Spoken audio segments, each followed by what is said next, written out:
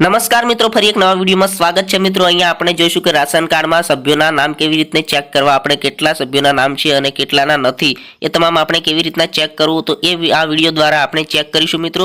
તો એ પહેલા મિત્રો તમે જો ચેનલ પર નવા હોય તો ચેનલને સબસ્ક્રાઇબ જરૂરથી કરી દેજો, કેમ કે મિત્રો રોજ આવી અવનવી અપડેટ આપણી ચેનલ પર અમે લાવતા જ રહીશું। તો ચલો મિત્રો વિડીયોની શરૂઆત કરી દઈએ આપણે। મોબાઈલની સ્ક્રીન પર આ મેં સ્ટેપ બાય સ્ટેપ વિગત જણાવી છે મિત્રો, તમે ધ્યાનથી જોજો મિત્રો અને છેલ્લે સુધી વિડીયો જરૂર જોજો। તો મિત્રો સૌથી પહેલા તમારે તમારા ફોનમાં ક્રોમ બ્રાઉઝર અથવા તો ગૂગલ ખોલી લેવાનું છે અને અહીંયા તમારે સર્ચ કરવાનું છે કે રેશન કાર્ડ ઓનલાઈન એવું તમારે સર્ચ કરવાનું છે મિત્રો। દેખો તમે રેશન કાર્ડ ઓનલાઈન એવું સર્ચ કરશો એટલે તમારી સામે કંઈક આવું આવી જશે, એટલે હોમ પેજ પર આવું આવી જશે dcs.gujarat.government.in આવું પહેલી વેબસાઇટ હશે, એના પર તમે ક્લિક કરશો એટલે તમારી સામે કંઈક આવી આખી ડિટેલ ખુલી જશે। અહીંયા તમે મળવાપાત્ર જથ્થો પણ ચેક કરી શકો છો। અહીંયા આ તમે જોઈ શકો છો, તમને મળવાપાત્ર જથ્થો જાણી શકો છો, વિસ્તાર મુજબની રેશન કાર્ડ વિગતો NFSA, તો તમારે તમારા રેશન કાર્ડની વિગતો ઓનલાઈન પણ તપાસ કરી શકો છો। તો તમે આ ત્રીજા નંબર પર ક્લિક કરશો એટલે ત્રીજા નંબર પર તમારે ક્લિક કરવાનું છે। ત્યારબાદ તમારી સામે કંઈક આવું ખુલશે। અહીંયા તમારી સામે તમારા કાર્ડની વિગત, વ્યાજબી ભાવની દુકાનની યાદી તેમજ રેશન કાર્ડ ધારકોની યાદી વ્યાજબી ભાવની દુકાન મુજબ તમારે ચેક કરવાની છે। વ્યાજબી ભાવની દુકાન મુજબ આપણે રેશન કાર્ડ ધારકોની યાદી ચેક કરીશું, તો ત્રીજા નંબર પર તમારે ક્લિક કરવાનું છે। ત્રીજા નંબર પર ક્લિક કરી અને તમારે અહીંયા તમારો જિલ્લો પસંદ કરવાનો છે।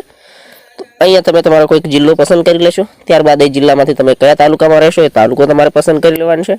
તાલુકો પસંદ કર્યા પછી તમારે અહીંયા નીચે આવશે, તો નીચે અહીંયા તમે તમારે જે વ્યાજબી ભાવની દુકાન હશે એ તમામ દુકાનો આવી જશે તમારા તાલુકામાં, તો એ તમે ચેક કરી શકો છો। અહીંયાથી તમારે તમારા વ્યાજબી ભાવની દુકાન તમારે સિલેક્ટ કરી લેવાની છે। તો અહીંયા તમે તમારા વ્યાજબી ભાવની દુકાન તમે અહીંયા શોધી શકો છો। અહીંયા તમે વાંચવાનું છે, અહીંયા તમારા ગામનું નામ ને તમામ આપી દીધું હશે, વ્યાજબી ભાવની દુકાનનું નામ પણ આપી દીધું હશે, તો તમારે ચેક કરવાનું છે। તો હું વ્યાજબી ભાવની દુકાન સિલેક્ટ કરી લઉં છું। ત્યારબાદ ચકાસણી કોડ, આ નીચે જે ચકાસણી કોડ છે એ નાખવાનો છે। અહીંયા સેમ ટુ સેમ જે છે એ પ્રમાણે જ નાખવાનો છે। તો અહીંયા હું નાખીશ V4 જે છે, Z છે અને H છે, આ નાખી અને સર્ચ વાળા ઓપ્શન પર ક્લિક કરવાનું છે। એટલે આખું જ તમારે જે રેશન કાર્ડ ધારકની વ્યાજબી ભાવની દુકાન છે તેના તમામ રેશન કાર્ડ ધારકોના નામ અહીંયા તમને શો કરશે। તમામ રેશન કાર્ડ ધારકોના નામ તમને અહીંયા બતાવશે, તમે આ જોઈ શકો છો, આ તમામ નામ બતાવે છે અહીંયા।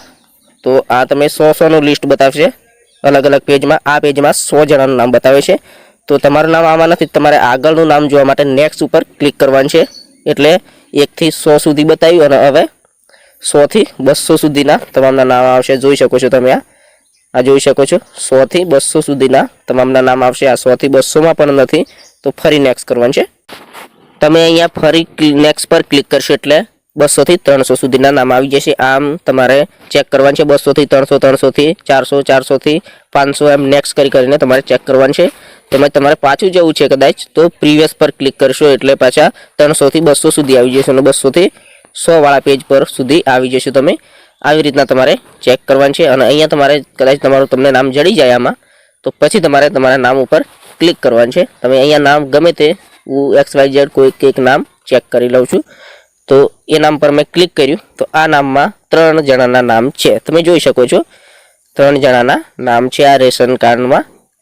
અને તમે આ જોઈ શકો છો તમારા આ રિપોર્ટ છે, એમાં તમને કંઈક પણ પ્રોબ્લેમ જણાય તો તમે તમારા વિસ્તારના મામલતદાર અધિકારીનો તમે સંપર્ક કરી શકો છો, અથવા વેબસાઇટ પર પણ તમે ઓનલાઈન અરજી કરી શકો છો અને ટોલ ફ્રી નંબર પણ આપી દીધો છે, એના પરથી તમે માહિતી મેળવી શકો છો। તમે આ ટોલ ફ્રી નંબર પણ જોઈ શકો છો 1800 તેમજ 233 અને 5500 આવું કંઈક લખેલું છે નીચે। ટોલ ફ્રી નંબર તમે જોઈ શકો છો, એવો નંબર તમને નીચે આપી દેવામાં આવશે, એના પર તમે તમારા જરૂરી મદદ મેળવી શકો છો કોલ કરીને પણ। તેમજ વાત કરીએ મિત્રો, તમારા રેશન કાર્ડ પર કદાચ 4-5 જણાના નામ છે અને કદાચ 2-3 જણાના નામ બતાવે છે, તો આવો તમે તમારા મામલતદાર અથવા મામલતદાર કચેરીનો તમે સંપર્ક કરી શકો છો, અથવા આ જે ટોલ ફ્રી નંબર છે એના ઉપર તમે ફોન કરી શકો છો। આ જે નીચે નંબર આપ્યો છે એના ઉપર। તો મિત્રો કંઈક આ હતો વિડીયો। આ જે મેં તમને બતાવ્યું આવી રીતે તમારા રેશન કાર્ડમાં કેટલા સભ્યોના નામ છે એ તમે ચેક કરી શકો છો ઓનલાઈન કેવી રીતે ચેક કરવાના એ મેં તમને બતાવ્યું મિત્રો આ વિડીયો તમને કેવું લાગ્યું કોમેન્ટ બોક્સમાં જરૂરથી જણાવજો અને મિત્રો આ વિડીયો આગળ શેર કરી દેજો ચલો હવે મળીએ નેક્સ્ટ એક નવા વિડીયોમાં કોઈ નવી માહિતી સાથે ત્યાં સુધી બધાને જય હિન્દ વંદે માતરમ